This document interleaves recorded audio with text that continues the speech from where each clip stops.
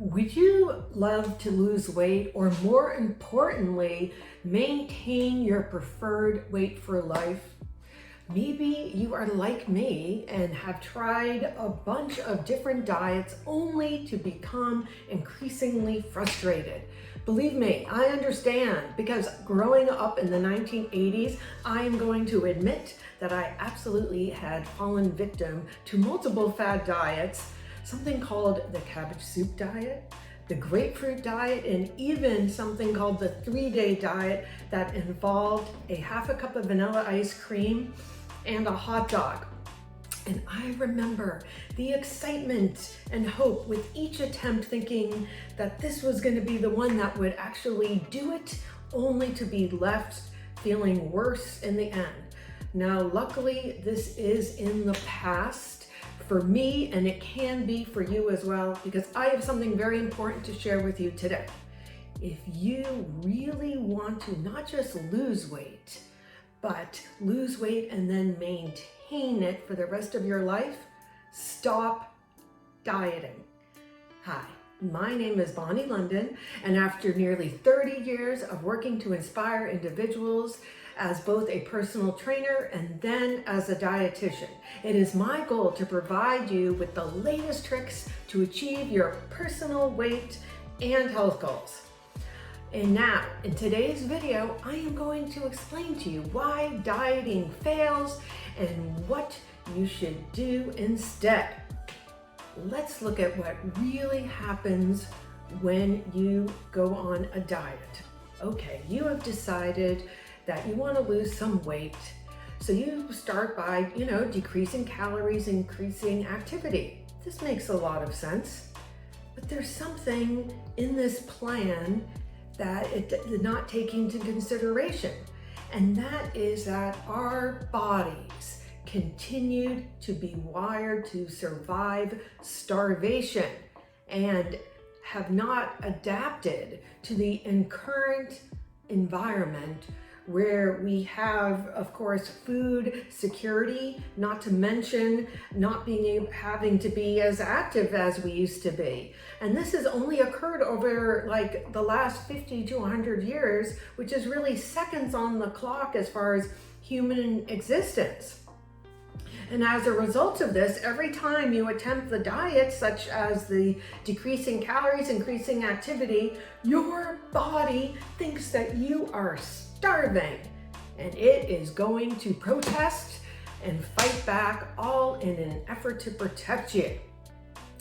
When you are dieting, your brain becomes overly responsive to food, and it becomes even more appetizing, tempting, and it increases its reward value.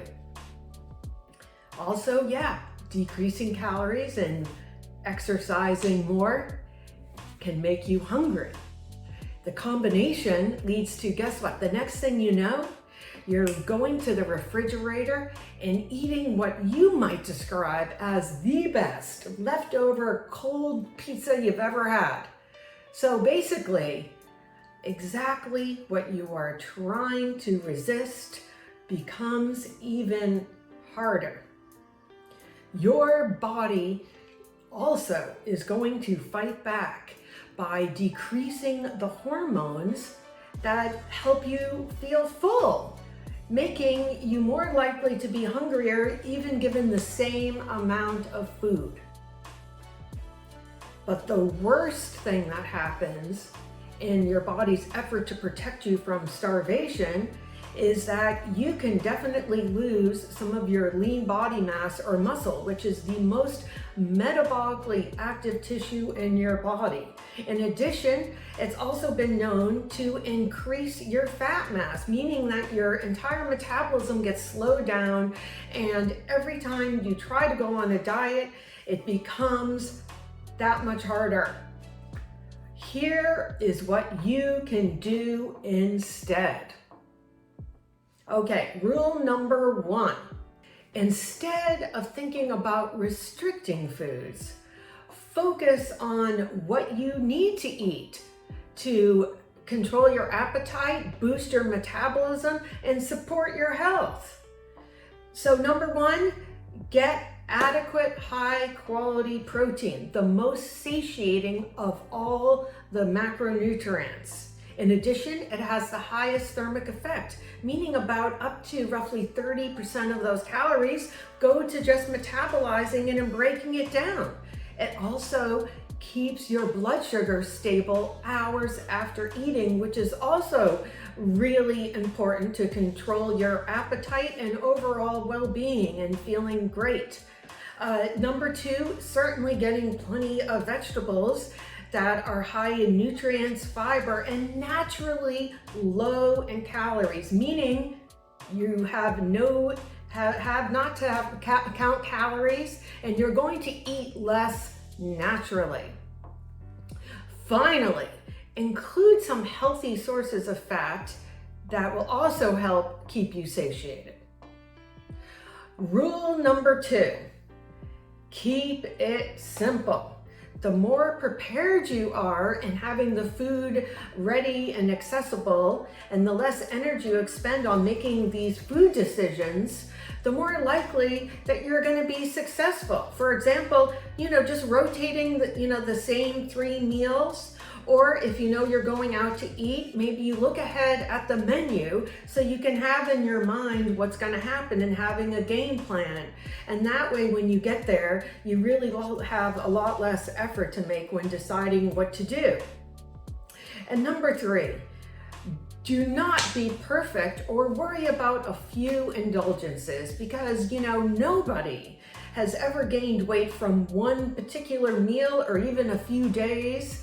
It's really what you do every day, those small little habits that make the difference, that handful of chips or that little bit of ice cream after dinner.